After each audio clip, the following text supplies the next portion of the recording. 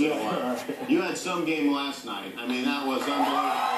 And this game is so important now. But you guys are, you're down. You hold the Hornets. You outscored them 20-0, I think, to close out the game. It was about time we started playing some kind of defense that night. Has this been the hardest season for you so far?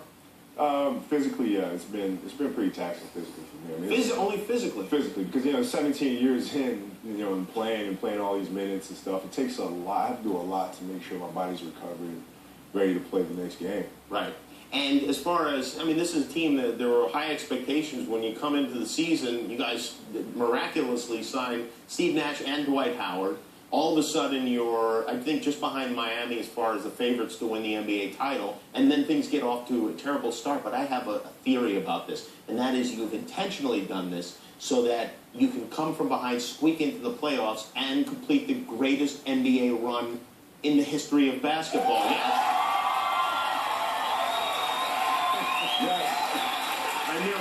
Yeah. I mean, it's Los Angeles. I mean, what's a Laker team in LA without drama? Right? Yeah. Some serious drama this year, though. Yeah, just a little bit. Do you feel like your teammates are playing as hard as you would like them to? I do. It's the start of the year was tough though because you got so many different pieces coming in, and we obviously had a coaching change, and we had to adjust to the system, and we had all these injuries, so it was a lot of moving pieces. But right now, I feel like we're in a good place. You're a game and a half out of the playoffs. You've guaranteed that the team will make the playoffs. What do the other guys say when you go and guarantee that the team's going to make it? Well, I mean, if anybody in that locker room would have said, "Well, I don't know if we're going to make it," you would have swallowed the whole. Man, I would have called the Bucks family and said, "Cut this guy right now. Get him out of here." So there's not a spirit of openness and communication going on in that locker room. Well, there is, as long as it's a winning one. As long as it's the one you want to hear. But that's what we want to hear. I mean, that's the way. Like, I see you out there, and I think this guy is crazy. I mean, to the point where you will just completely take a game over if you have to. Yeah, well, it's I care about it so much. Last night's game was really tough, but you just try to keep a good spirit, remain competitive, and just try to stay within striking distance, even though being down 25 points doesn't really seem like striking distance. But what does it feel like when you're outscoring a team 20-0? You don't realize it. Really? No, at least I didn't. I don't know if my teammates did or not, but I was just trying to think about, okay, we're getting close. Let's not let the game slip away. We worked so hard to get back into contention. Let's not turn it over here. Let's not give an easy point here and let the game slip away because we worked so hard to get back.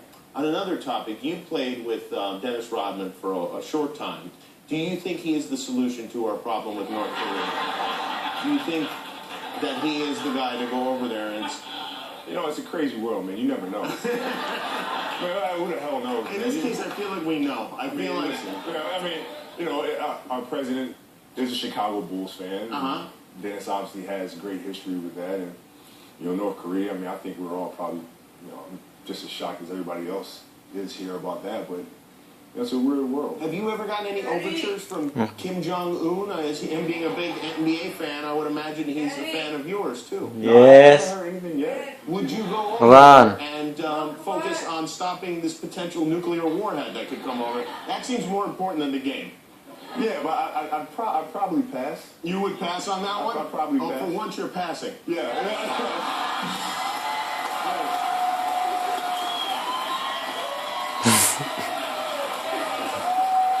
White House gets burned down because you're passing.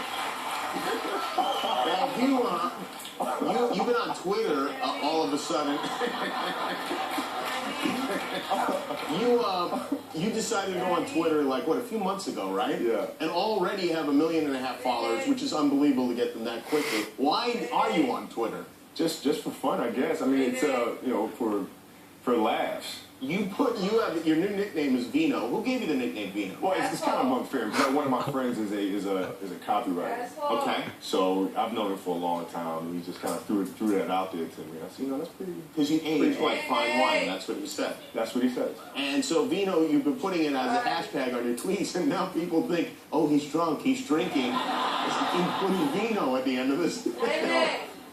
there's some people on Twitter who, reading comprehension is probably not one of their strengths. Hold on. But last night I kind of hashtagged something last night. It's kind of one of those things. It's almost over. Yeah, that's the trouble with Twitter. Is anytime you can speak to everyone. Out of hell with it. Whatever. Well, that's good. You're losing your personal life. On the court, none of that stuff. All right, we're going to take a quick break here. Koby Bryant is with us. He's from the Los